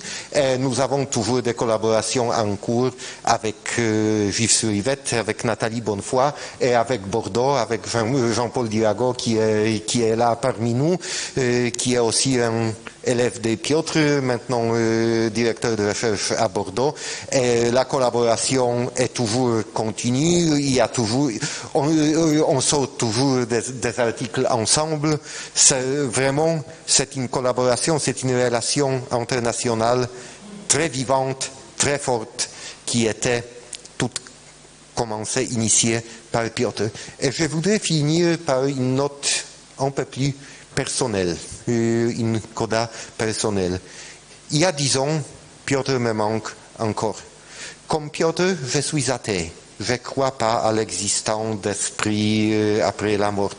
Mais dans une manière très rationnelle et très scientifique, il est toujours avec nous. Parce que chaque fois quand je trouve quelque chose d'intéressant dans ma recherche, surtout si c'est une chose qui peut relier la génétique mitochondriale avec l'évolution, avec des mécanismes généraux d'évolution, je me dis, oh, comme Piotr aimerait discuter ça, comme il aimerait écouter ça, comme j'aimerais discuter ça avec lui. Ça persiste toujours il y a 10 ans et je pense que ça va rester avec moi toute ma carrière. Bon, c'est tout. Merci.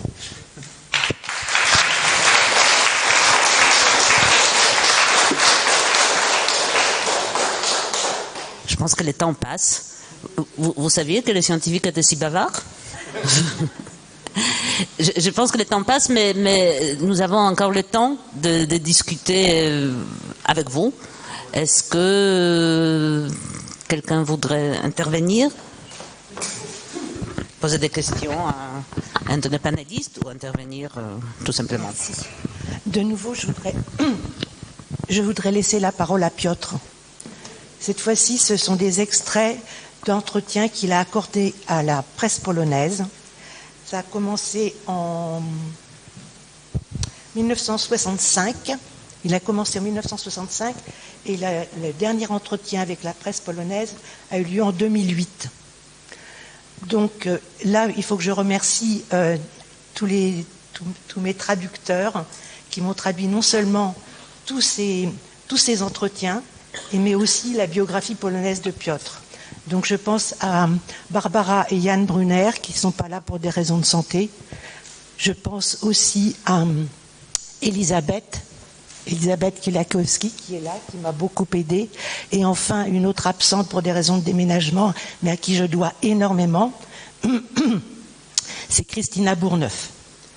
Donc voici, alors, en 1965, Piotr dit « J'observe les processus fondamentaux de la vie avec la naïveté d'un enfant, en utilisant en même temps les techniques d'un vieux tricheur. » En 1998, on lui pose la question « Que représente pour vous la pratique de la science ?» Il répond « Le plus grand plaisir du monde ». En 2001, il précise avec une petite provocation « Je réside au paradis car je ne cesse de combler ma curiosité et on me paie pour ça. » Encore en 2001, pour moi, la science dans son principe est cosmopolite.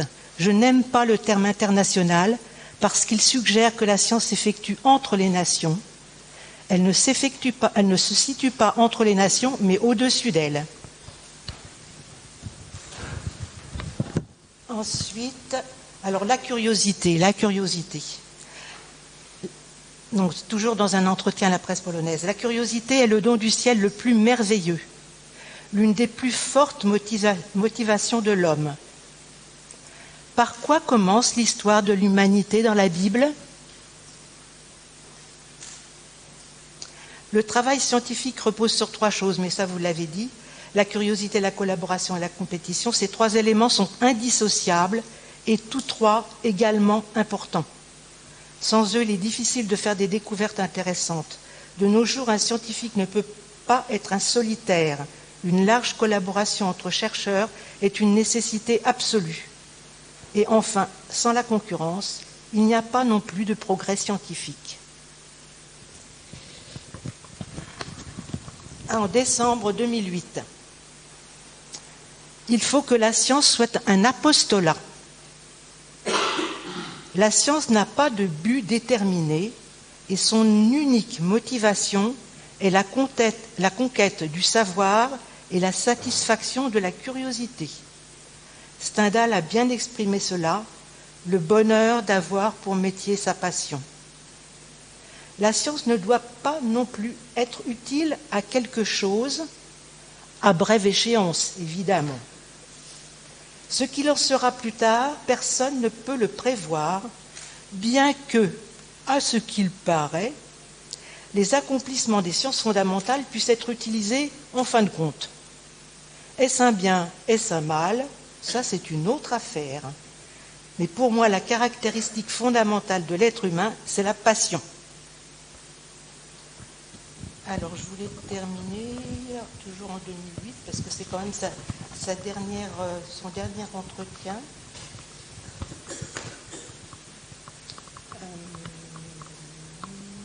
Ah oui. Pour moi, la curiosité est la principale motivation. Quant au domaine dans lequel elle se réalise, ça, c'est comme il plaît à chacun. Moi, ce qui m'intéresse à présent, entre autres, c'est l'analyse formelle de la langue des génomes à la frontière entre la linguistique comparative et la crypto-analyse des chiffres. Alors on lui dit, la linguistique vous intéresse? Ah ah, répond-il. Une conférence que j'ai donnée récemment en Pologne avait pour titre « Le code génétique et le chiffre génomique, savoir et pouvoir ». Le code génétique, c'est la transmission des informations contenues dans l'ADN. Le chiffre génomique, lui, nous dit comment l'utiliser. Depuis environ une dizaine d'années, je m'entretiens sur ce thème avec des mathématiciens et des informaticiens. Alors, pour terminer, je voulais simplement signaler pour ceux qui ne le sauraient pas, parce que je pense que je n'ai pas prévenu tout le monde, que grâce à un neveu informaticien, j'ai créé un site qui s'intitule www.lalettre-du-grec, tout en minuscule et tout attaché, .fr, dans lequel vous pouvez trouver tous les 6 numéros de la lettre du grec qui s'échelonnent entre 1992 et 1996. Et vous verrez, c'est intéressant, pas seulement pour des scientifiques, parce qu'il y a des tables rondes très intéressantes, et vous y trouverez aussi tous les laboratoires qui ont reçu une subvention et quel était le montant de cette subvention. Donc si vous voulez aller voir, c'est possible, vous pouvez les télécharger en PDF. Et puis, oui, alors, encore 2 toutes petites choses. À propos de l'enseignement, Piotr en a parlé dans son discours quand il a reçu la médaille d'or du CNRS. Il a évoqué les liens entre l'université et les laboratoires, donc entre l'université et la recherche. Et il a dit que c'était un exercice de style pas très original, mais quand même, moi je préfère le redire, on enseigne ce que l'on sait, on cherche ce que l'on ne sait pas. Et pour bien enseigner ce que l'on sait, encore faut-il réaliser tout ce que on ne sait pas. Et alors, encore un petit mot à propos de la modestie. Parce que Piotr ne disait pas « je ne suis pas un grand scientifique, mais un bon scientifique ». Il disait « je ne suis pas un grand chercheur, mais un bon chercheur ». Et le jour où il m'a dit ça, je lui ai dit « écoute, là peut-être tu fais une crise de fausse modestie ». Il ne m'a pas répondu, sauf par une anecdote, un entretien qu'il a eu avec Jacques Monod. Un jour, il pose la question, donc Piotr pose la question à Jacques Monod. « Jacques, es-tu modeste ?» Et Monod lui répond « Oui, je suis modeste, mais il y en a d'autres qui le sont plus que moi. » Donc c'était la conclusion de Piotr qui voulait me faire passer. Donc voilà.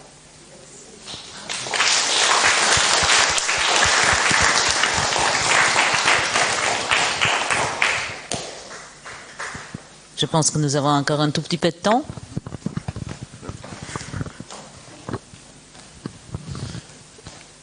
Je ne sais pas si ce que je vais dire va à quelque intérêt, mais ça m'avait frappé quand Piotr m'avait dit que quand il était arrivé en France, il avait choisi de s'intéresser aux moisissures. C'est peut-être pas un terme scientifique, mais enfin, c'est celui qu'il a utilisé. Et il m'a expliqué que c'était un terrain qui n'était pas occupé par la recherche française, c'est comme ça que j'ai compris, et qu'il avait plus de chances d'avoir les mains libres pour développer sa recherche. Et ça m'a intéressé tout à l'heure quand vous avez dit que il n'y avait pas de généticien en France avant 1960. Ça m'a rappelé un peu ce qu'il m'avait dit sur cette remarque qu'il avait faite de s'intéresser à un terrain sur lequel il n'y avait pas encore beaucoup de concurrence et où un chercheur étranger pourrait trouver sa place.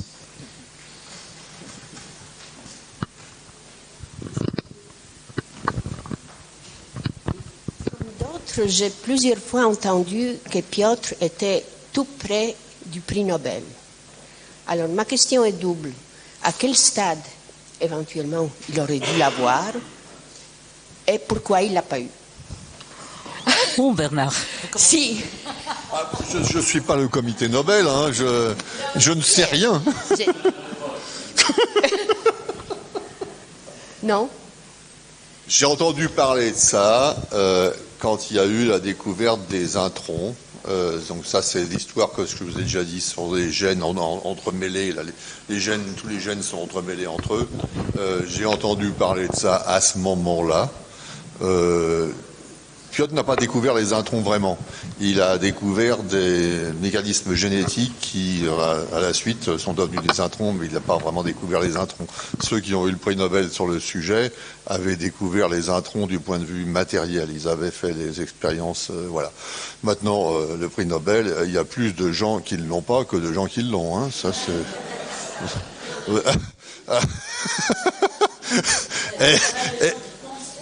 Il y a pas mal de gens qui pensent qu'ils devraient l'avoir et qui ne l'ont pas forcément. Il y a un certain nombre de prix internationaux, dont le prix Nobel, qui sont pas toujours, quand vous regardez le détail de la science, ils sont pas toujours complètement justifiés. Il y a de l'inégalité, il y a de la chance, il y a un facteur chance là-dedans. Hein. C'est pas seulement un facteur. Évidemment, il y a des achievements, enfin, il y a des choses qui ont été faites, mais il y a un facteur chance qui est pas non plus exclu. Donc la même chose était vraie pour Boris Efrussi, on disait la même chose. Évidemment, le prix Nobel, c'est un grand honneur. C'est un grand honneur dans la société en général. Les scientifiques sont impressionnés par ça aussi, et il y a beaucoup de scientifiques qui aimeraient l'avoir, mais ce n'est pas le vrai signe de la connaissance par la communauté scientifique.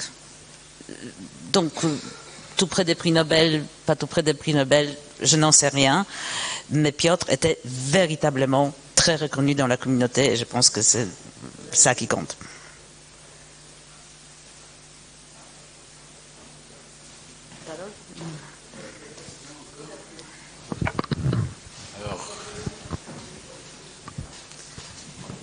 Attends, personne d'autre ne voudrait prendre la parole? Vous êtes... Bon. Donc il ne me reste qu'à remercier mes panélistes. Merci d'être là, merci pour vos histoires, merci pour vos souvenirs, pour votre analyse. Moi j'ai passé un excellent après-midi et j'espère que vous aussi. Bon, alors moi je vais te remercier toi, puisque tu as remercié les autres participants et l'Académie de sciences une fois de plus. Et tous ceux qui ont contribué à cet événement. Et je vous propose, c'est ça, de prolonger? Ah, d'accord. Un grand merci, mesdames et messieurs, de votre présence ici. Un énorme merci surtout à notre excellence grise, à Madame Krystyna Wina-Wersax, qui a été la force motrice de cette soirée, avec l'aide de Monsieur Karol Sachs et avec l'aide de Madame le professeur Ursula Hübner, à qui je remercie énormément, à qui je redresse mes remerciements énorme, mais un grand merci à nos participants, aussi à Monsieur le professeur Paweł Golik, à Monsieur le professeur Bernard Dujan, c'est pour ne pas me tromper, à Madame Aneta Gagnac-Golik, à Monsieur Marek Bejlin, à Monsieur le professeur Pierre Netter, et surtout à la fratrie Prince, à Madame Amélie, à Messieurs Ambroise et Clément, et à Marine Prince qui n'est pas là cette fois-ci, mais la prochaine elle va être avec nous. Et surtout un grand merci à Piotr Słonimski, justement pour le fait qu'il était là. Donc, je voulais vous remercier de votre présence. Je voulais vous inviter à continuer nos discussions, à continuer cet après-midi et cette soirée avec un verre de vin à la main. Mais avant cela, je vous invite aussi à passer dans notre hall pour voir une petite exposition, mais pas tellement petite en fait, de monsieur, non, le nom je vais sûrement écorcher, Alexei Kesoko. Désolée.